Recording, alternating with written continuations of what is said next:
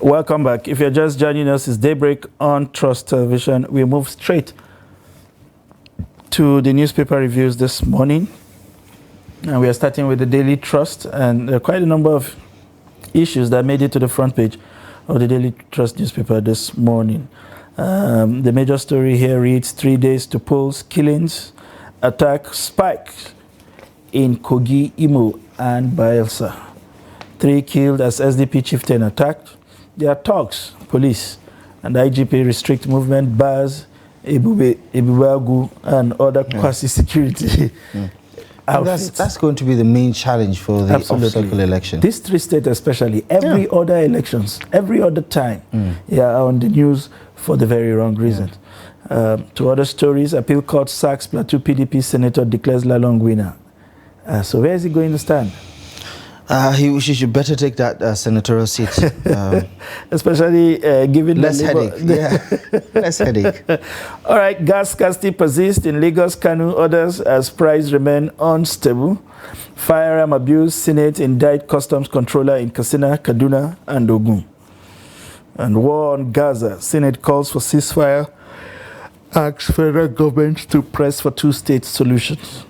Bandits killed 10 in Benue, 5 in Katsina. Kano Disco gets new owners, and Ajero Labour orders power shutdown, flight suspension to Imo. We have pictures there of the NYSC Director General Brigadier General Ishao Ahmed addressing corps members after their swearing-in ceremony at the Borno State Orientation Camp in Maiduguri yesterday. 824 of them. Wow. The new batch. Wow. Interesting. And I'm particularly happy that we find young men, who are not resisting going to some of these trouble spots to serve their fatherland regardless. Yeah, one of the speakers there was talking about how the NYC corps members should not relocate out of Borno, but it remains to be seen what happens. All right, let's take a look at the front page of the Nation newspaper for the Leadership newspaper for today, shall we? Leadership newspaper for today. All right, this is a quick look at the Leadership newspaper. Parties deploy 130,093 polling agents for Imo, Bayelsa, and Kogi polls. Niger State demands 13% derivation from hydroelectricity. Labour orders shutdown of Imo, begins total strike Tuesday next week.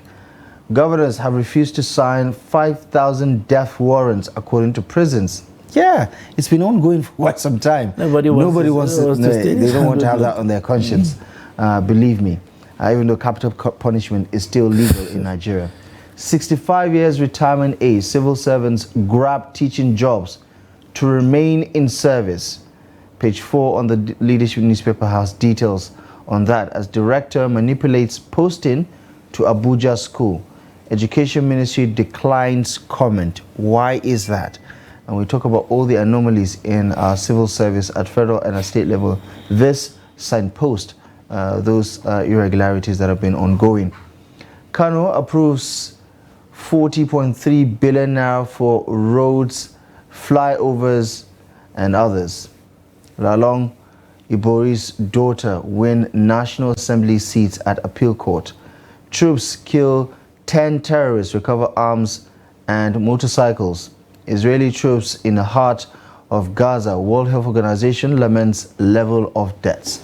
That's it on the front page of the Leadership newspaper today. The situation in Gaza is one that is really very pathetic, especially as it affects women and children. The one we did, it was talking about a child killed every 8 minutes. 134.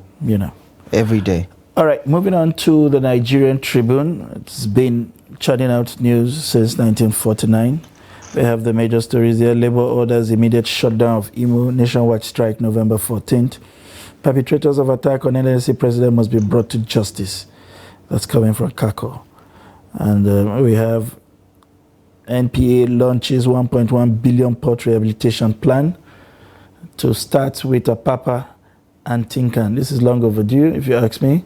Israel-Palestinian war, Senate 6 ceasefire, asks FG to press for 2-state solution. 3 killed in Kogi. IGP warns troublemakers to relocate from states before. To relocate where? Really? I mean, give peace a chance for successful, credible polls. INEC appeals. Why we will win Kogi, Bayelsa, Imo, Guba polls. And this is coming from the PDP. And tinubu will shock currency speculators as coming from the presidency. The CBN target 95% access to financial services.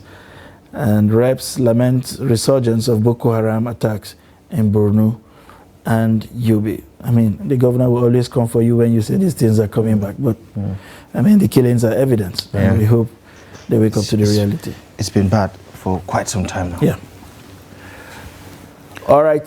That's the much we will take from the papers. We are now joined in the studio by a regular analyst, Mr. Ben Sherman, former director of news, the Voice of Nigeria. He comes in today in his traditional cap. This morning. Actually, this is the first time I've seen him in Damanga. There's always a first time. Yeah, good to see you, Mr. Ben. Good morning. And that's why the president will shock currency speculators for the first time. So we're also waiting. We're waiting for that electric jolt. Yeah. All right, moving on to the issues that made the front pages this morning. The Daily Trust is saying killings is spike. I mean, there is a spike in terms of killings in Kogi, Imo, and Bayelsa. What is why is this states particularly always one that gives you a cause for worry every time there is an election in the state? What's the problem? Well, you see, Kogi State happens to be, let me call it, standing on a tripod of three wise people: the Ibira, the Igala, the Oku people. And none kind of wants to give room for the other. And when you're talking of rotation, at the point they say, why don't we rotate this thing? But the Igalas happen to be more in population at the point they were dominating. But one thing led to the other, and you saw the white lion on ground there now, also trying to now say, time has come, it's the turn of the Ibiras. And he would detect what he would want to have done. Then the Okuns have, that's the Kaba area, Kogi West. They're feeling that, look, we've never tested this. Why don't we have it? And that's why you could see there's this big fight as to who so you're goes saying where. It's largely ethnic related. I tend to look at it that way. But again, if you look at what happened in the case of Senator Natasha Duagan, I mean, all efforts were done to frustrate the woman, but the law stood by her. And therefore, those who are for her would naturally be against those who are for Yaya. And so the game continues, a bad one for that matter. And who are the victims? Those who have been deployed to be the foot soldiers. And they are the victims. Do you reckon, Mr. Ben, that because of the political tensions and how high the temperature is across Kogi, Imo, and Bayelsa, I mean, in fact, in Bayelsa State, there's this viral video of the running mate to Timipre Silva allegedly saying some very inciting, messages. Do you think that this is, regardless of the voter turnout, that this is going to be a highly policed or militarized election process just because of that security concern? Honestly, it's a very big problem when it comes to election and security. Now, you see, we spoke about Kogi State. If you check, it's a kind of a conglomeration of various tribes in that place. But when you go to Bayelsa, it tends to be an Izon or a Joe matter. But why is it that almost a unique kind of a language? I mean, you can say the same thing about Imo too. You know, then you go to Imo. Well, Imo, yeah, you could also want to look at those who are always saying, don't go out on Monday, we are in charge, and form a kind of a quasi kind of a force that is not reckoned with, that has been outlawed. So they want to show the real government that they can also be a force to be reckoned with. That's the issue with Imo State. But one is worried as to when the IG, who, when he was appointed acting, what did he say? I feel like roaring, swallowing, chewing every criminal. They are in for a big show. Now, today, it's like, am I seeing a retreating IG when he says all those troublemakers should relocate? Please, just catch them before they relocate. Grab them. bring them to But justice. it does appear that some of the visuals we are getting from this place is that the police is practically a dog in the fight. It's not even a question of, actually, it's the police practically perpetrating some of the crimes as made open by members of the opposition party. The police had not appeared to be neutral in this conflict, if you like. Well, that's why in Imo State, if you check the civil society there was saying, remove the commissioner of police, and they've so done that before the election. And if therefore, as people are alleging that the police are not neutral in this matter, if there are things that will make these elections not to be credible, acceptable, and ideal for the ordinary voter in the street, I think that the security agencies should kind of look at new strategies towards ensuring that there is freedom to even go and vote freely, so that results are announced freely and people will accept or not accept freely. So we need the police to be on top of the situation. All right. It remains to be seen whether they can live up to that expectation. There was actually a show of force in Kogi State yesterday by the Nigerian army, just to give you a sense of their presence. But then again, it doesn't stop these attacks from happening in pockets, leading to deaths. Well, usually it's expected, a thing of this nature, where you have so much arsenal deployed for this kind of off-cycle election. It's always a situation where you have the highest number of security agencies policing just for that kind of state. Compared with when you're doing the entire thing of the federation, you have to share them according to states. Now you have just some 3 states and you could see the arsenal, the deployment. We expect that, yes, the show of force has to be there. But if the people are simply seeing the police as a mere kind of, these are Boy Scouts, a kind of, we can after all challenge them. It's time for the police to show that they are indeed the Nigerian police, and not just Nigerian police, there is force in it, Nigerian police force. All right. So they should do the job. I think it's about, not so much about militarizing this state as to guaranteeing safety for people who go out to exercise their civic right. Nigerians are saying they hope the president would also call some of these governors to order in the way and manner they've gone about stuff. They are governors for all and not just for their party. And the fact that they are contenders, contending parties in this election even make it worse. These guys just feel the need to show some level of loyalty even when they are not asked to do so. So we move on to other issues that seem to be contending for space on the front pages. And one of them would be the charge by the organized labor in Imo to practically grant that state. I mean, with an election coming in on Saturday, you're saying there should be no flights home, shut down electricity. Are we not moving away from the issues? Would this not be viewed as confrontation? You see, some people will say during wars, every instrument used is legal. But the United Nations, they say no. You cannot bomb children. You can't bomb hospitals. Anyone who has surrendered cannot be bombed. In the same way, if labor has some issues with government paying salaries or not paying salaries or pension and all that stuff, and their own leader was allegedly beaten by the police or whoever has alleged, Nebo is now saying for that reason, Imo State it's going to be the epicenter of crisis. And that is coming when elections are just around the corner. And truly to it, sometimes we have to weigh some of these options. Can they give peace a chance? Let these elections come and go.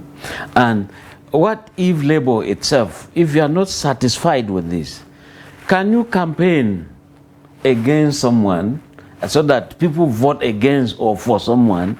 It would be better than you do a total shutdown. Electricity. Yeah, you're saying this there. is counterproductive. Exactly. Electricity would not be there, aeroplanes would not fly in and out, and everything is at a standstill. So it wouldn't augur well for the growth when you're talking of democracy. Then when you looking at the economy, things would not move well the way they ought to be. Most of these states, this state has always been under siege when it comes to this sit-at-home order. I think two opposing forces would not just do well for whoever is at the meeting point. It won't be nice. Okay. Clearly, this is something that the Imo State government has to contend with, especially as we count down to the few 72 hours or so before the elections. Let's talk about the appeal court verdict. I mean, clearly, there's so many of those verdicts that lead one to scratch his head. Now, Lalong is in a position that most people never find themselves in, where he has two very comfortable jobs to choose from. He's already a minister of the Federal Republic, and now he has a choice to be a senator also. I don't think it's a choice, but the court has given him the mandate for Plateau South, I believe, senatorial district. Leads one to scratch their head, largely because what cost Bali that seat is a pre-election matter that states that the PDP does not have the structure, so it cannot be a party or participant in the election. Your 2 cents on this one? Yeah, like the lawyers will say, by way of a bitter dictum, by the way, kind of. If you check in some other states, some people were denied that kind of a judgment when they said so person didn't have structure, not this and that. But here you are in another judgment. Yes, somebody is enjoying that privilege in the court. And that's why we're talking of harmonization of court issues. Now, this will a kind of take us back to the National Assembly, talking of the Electoral Act.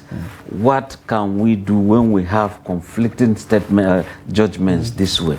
But having said so, I think that Lalong should simply ask the Minister of Works, who was supposed to be a senator, but he chose to go to the executive arm. And so why did he do it? Lalong should ask. Then the next thing is he should quickly phone Ngige. And the permanent secretary and Ministry of Labor that time, Madam Catherine Kacholom, asked them, how was it like managing labor? I think he already has a fair picture of that already. Well, it's just one small drop. You know that small drop on top of small letter I. That is just what Lalong has experienced. Now, for him to remain that way for 4 years, if Tinubu will go the ways of Buhari, who didn't change ministers, and we are always in labor. Labor does not just mean NLC alone.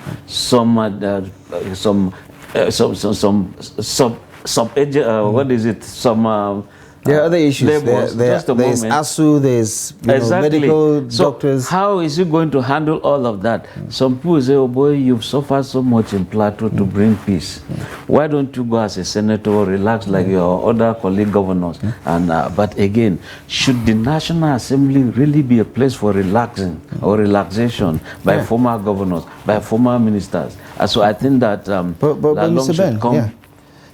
In talking about that judgment, a lot of people have, opined that we should have some sort of review, especially with some of these head-scratching judgments, that the Supreme Court should be able to review them as the apex court and realize where, in certain instances where there's already precedence, these judgments that run contradictory of what the Supreme Court has done already should be reversed, and that will serve the spirit of the law. Because at the end of the day, Mr. Benjamin, is if you look at the tally of the votes, I mean, Senator Bali nearly doubled what Senator Lalong got in the result. So it's fair to say that the mandate, the true mandate, regardless of the technicalities, really, speaks for the people, and they've made their choice, and there's no way to morally justify what the appeal court has done. Yeah, you see, before now, because of all these contradictions in judgments, and the fact that there was always never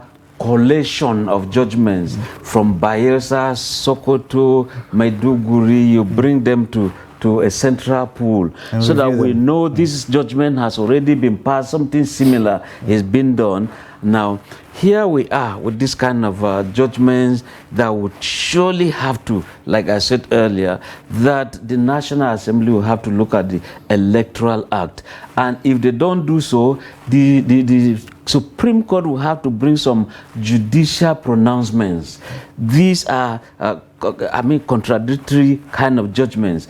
If you say no to A, the same no should be for B. If you say no for B, yes for B, the same yes should be for A, so that we have judgment that is acceptable and it is used as an authority in Nigeria, and some other countries can cite them as make them a kind of a reference because they are acceptable. They've tested the very burning furnace of law. But when they are this contradictory, then of course they'll say the judiciary is still a baby in Nigeria, which I doubt is not. Okay. Away from that to insecurity, the Senate is indicting custom controllers in two of the KK states, Katsina and Kaduna, and of course Ogun, of allowing what could be described as free passage of firearms. Is it enough to put this burden on the custom controller? We know that there are over 1,000 unmanned borders in Nigeria. Why do we restrict it to these three places as the major point for gun running? Yeah, they're doing so because in terms of checking entries, it falls within that agency. But when they also tell you there are problems, they will need some kind of surveillance aeroplanes.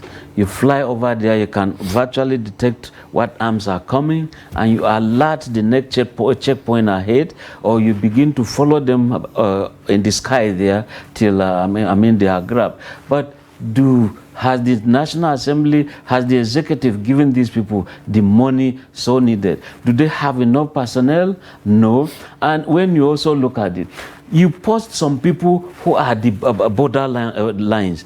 Any fine house you see, some people allege that the owner is also part of a smuggling ring. Now, you want a house to stay as a law enforcement agency, you're going to stay in a house belonging to a smuggler. And there's a limit as to how you also begin to pursue that man. Your life is at stake and all that stuff. So it's a whole thing that you have to look at, and I'm sure some of these their problems will have to be ironed out. But I think that it's not just enough to just say, this agency, you have failed us. They also tell you the National Assembly has not given us the money we want. We want to have this equipment, we want to have that. So it's issue of wash my hand, I wash yours, and we have a good handshake. We do a thorough job and a better job for everybody. And for a lot of Nigerians, this is, reminiscent of so many of these issues we keep having with all these several investigations indicting the very many agencies of government. But let's also talk about one thing that's, popular with a lot of Nigerian households, but also becoming unaffordable over the past couple of days in some select states. Gas prices are steadily going up. There are reported scarcities and a hike in the price in Lagos, in Kano, in Katsina, in Maiduguri, in some other states. What are your 2 cents about, this energy crisis that we're dealing with right now? It is real as in real. The prices are going up and not coming down. Some people usually say that in Nigeria there's nothing that goes up that ever comes down. We defy every law of gravity, But we also begin to look at the consequences on very many things. If we have gas, yet it's so costly. Now look at, we were talking of refineries. Ordinarily, kerosene should be available. I said, no, kerosene is hazardous to those who use it. We don't even find it, and it's too costly, Then the next thing is for people to start felling trees, cut them down here and there. What does this say about the environment? Constantly you see logs of wood being shipped into Abuja. You see haulage of charcoal. That tells you the environment is being depleted. And is it those days that you have traditional rulers, you have the king or the chief in charge of the forest who indeed, the moment he hears sounds of trees being felled, he moves in. The environment is being protected. Now, if we can't just get all of this, people have to go back to firewood. And in doing that, well, we are seeing this environmental change. It's real as in real. So what do? The Ministry of Environment should do something. Ministry of Gas, the gas itself. Thank God we have a minister now in charge of gas. How do we handle all of this?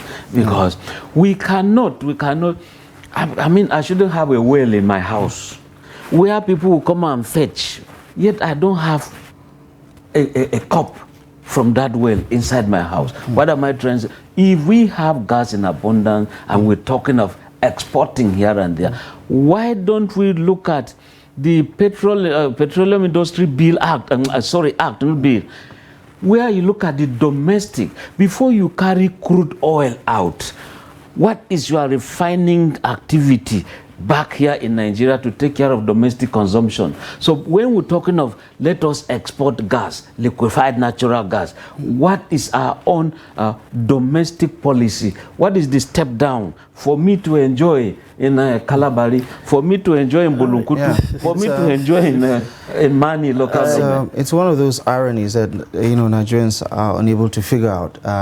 We have more gas deposits, to my understanding.